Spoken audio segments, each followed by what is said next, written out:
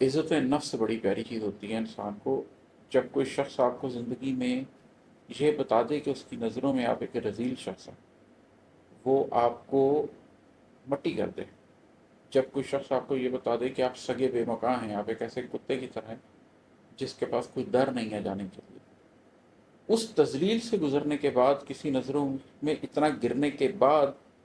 پھر جب کوئی شخص آپ سے کہے کہ اچھا آپ بتاؤ میرے پاس کیا لینے آئے ہو، میں تمہارے لیے کیا کر سکتا ہوں، تو انسان تو اس سے انسان کے طور پہ بات کرنے، گفتگو کرنے کے لیے گیا ہوتا ہے، لیکن جو آپ کو ایک سگ سمجھ رہا ہو، ایک کلب سمجھ رہا ہو، ایک کتا سمجھ رہا ہو، اس کے سامنے پھر آپ، کتا تو بھونکتا ہی ہے نا، تو اس کے سامنے آپ جو گفتگو کریں گے اس کو یہی لگے گا کہ جیسے کوئی بھونک رہا ہے. تو ایسی جگہ سے انسان کو پھر عزت نفس لے کر اٹھ جانا چاہیے کہ اس نے مجھ سے کہا تو رذیل جہاں، اس نے مجھ سے کہا تو سگے بے مکاں،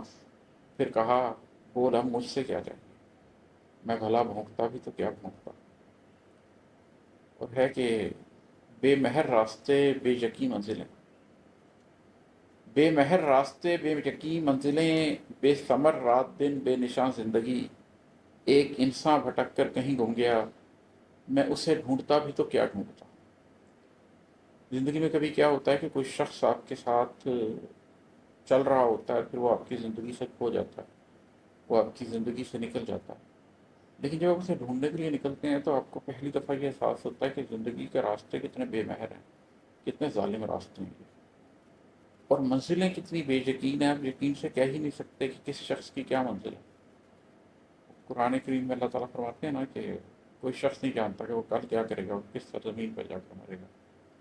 تو جب آپ کی منزلیں اتنی بے یقین ہو، آپ کو معلوم ہی نہ ہو کہ کون سی سانس آخری سانس ہے، اور کہاں وقت کا گھوڑا آپ کو کس سرزمین پر لے جائے گا. اور پھر آپ دیکھیں کہ رات دن کتنے بے ثمر ہیں. ایک سلسلہ ہے رات اور دن کے آنے کا، لیکن آپ کو کچھ حاصل نہیں ہو رہا. اور پھر آپ کو آخر میں یہ احساس ہو کہ زندگی کا نشان ہی کچھ نہیں ہے. اربوں لوگ ہیں، آ رہے ہیں جا رہے ہیں، کوئی شناخت نہیں ہے کسی شخص کی، مٹی ہوتے چلے جا رہے ہیں، بے نشان زندگی ہے. تو ایسے میں دو ادراک ہوتے ہیں. پہلا ادراک تو یہ ہوتا ہے کہ وہ شخص جو بھٹک گیا ہے، وہ شخص جو گم گیا ہے، اس کو میں ایسے کہاں ڈھونڈوں گا بے مہر راستوں پر، بے یقین منزلوں پر،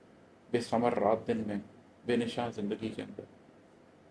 دوسرا احساس آپ کو یہ ہوتا ہے کہ جب آپ زندگی کی راہوں پہ نکلتے ہیں تو آپ کو احساس ہوتا ہے کہ آپ خود بھی ایک کھوئے ہوئے ایک انسان ہیں. پھر یہی سوال آپ کی اپنی ذات کے لیے بھی آپ کے اندر پیدا ہو جاتا ہے کہ وہ جو میرے اندر کا انسان تھا، وہ تو زندگی کے ان بے مہر راستوں، بے یقین منزلوں، بے ثمر رات دن اور بے نشان زندگی، وہ تو اس میں کھو گیا.